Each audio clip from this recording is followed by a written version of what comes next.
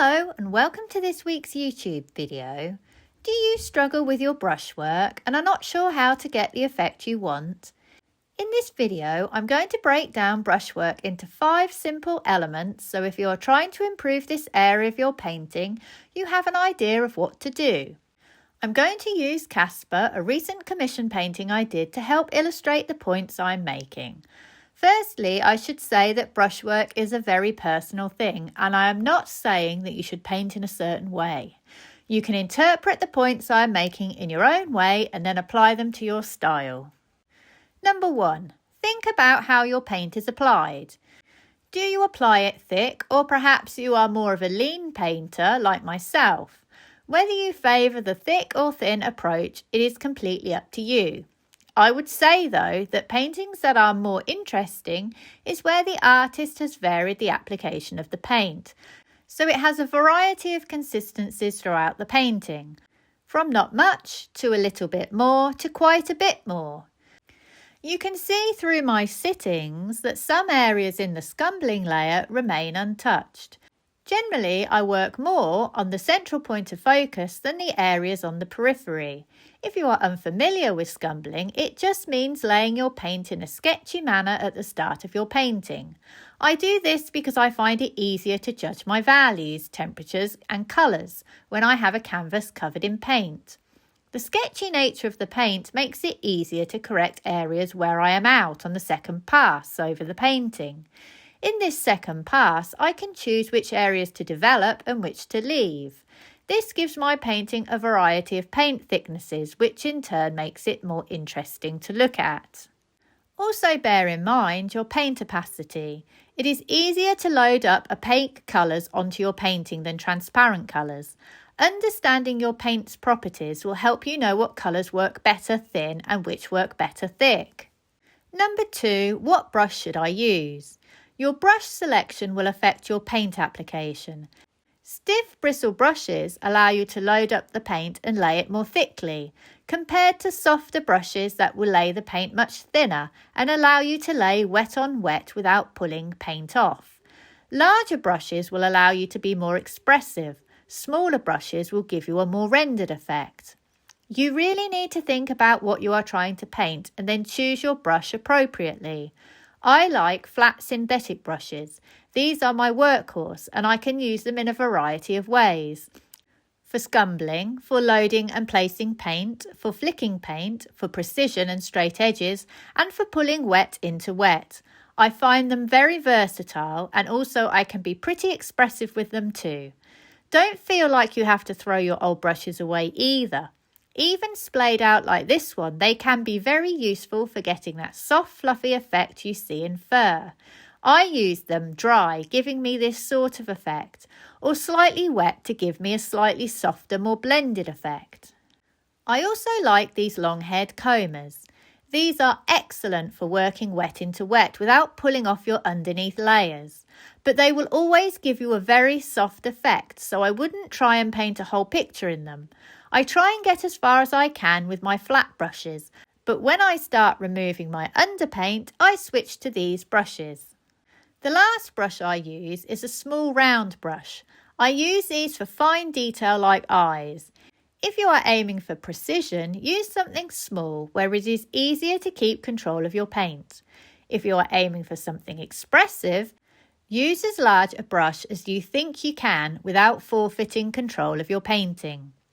Number 3, what sort of texture are you aiming for in your paintings? A painting can have a very smooth texture. Like my own, you are more likely to have this if you are a lean painter, or it can have a very rough texture where you see the visible layers and strokes of paint. Neither is right or wrong. If you are aiming for heavily textured paintings, use more opaque paint with stiffer brushes, or perhaps even a palette knife. If you want smoother paintings, mix in some transparent paint and use softer synthetic brushes. Number 4, pressure and direction. There are many ways to hold and apply the paint. You can do this very lightly or you can lay it much more forcefully.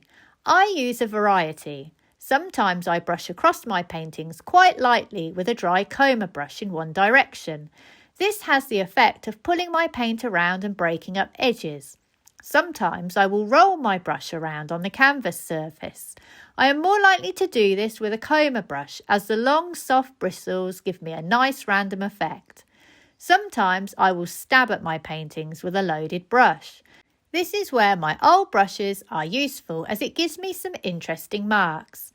The more you vary the pressure of your paint application, the more interesting your painting will be. Experimentation is key. Also notice in my painting of Casper that I vary the direction of my strokes. Remember, fur, foliage and other textures you find in nature do not exist in a uniform way, so break up the direction of your strokes. Number 5. Movement and emotion. Brushwork can definitely help you express both movement and emotion in a painting. Remember, if you use a smaller brush, you will get a much more rendered effect. It is very difficult to express both movement and emotion if you have very small rendered brushwork all over your painting. The key is to be vigorous with your paint application. Describe your subject in as few strokes as possible and vary the direction and pressure of your strokes. Notice in my painting of Casper that I have used my strokes to suggest his form, but I have done it in a loose and expressive way to create energy and personality to this little dog. Notice how this energy isn't replicated in my background. It is much more blended. This creates contrast between lively strokes and smoother strokes. Variety creates interest. Practicing is key to being able to achieve this sort of brushwork because it is only through practice that you will learn the different marks you can make with your brush. By loading the paint differently, using medium or keeping your brush dry, and adjusting the pressure you apply to it. The more confident you are in your paint handling skills, the more you will be able to go cavalier with your brushwork without losing control. There are a few things you can do to help you stay in control of your painting. Limit paint thinning mediums. It is much harder to lose control of stiff paint.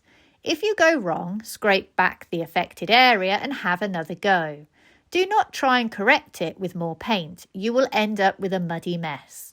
If you are inexperienced and are aiming for a looser and expressive painting, try painting on oil painting paper.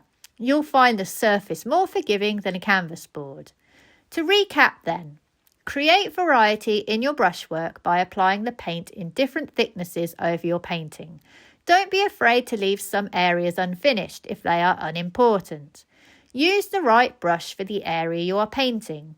Vary your brushes throughout your painting. This will give it interest. Think about your painting's texture and remember that a softer brush will give you a smoother painting. Vary the pressure and direction of your strokes. Practicing is key to mastering this. If you are aiming for emotion and movement in your painting, remember that vigorous brushwork will achieve this. Use larger brushes and try to capture your subject in as fewer strokes as possible.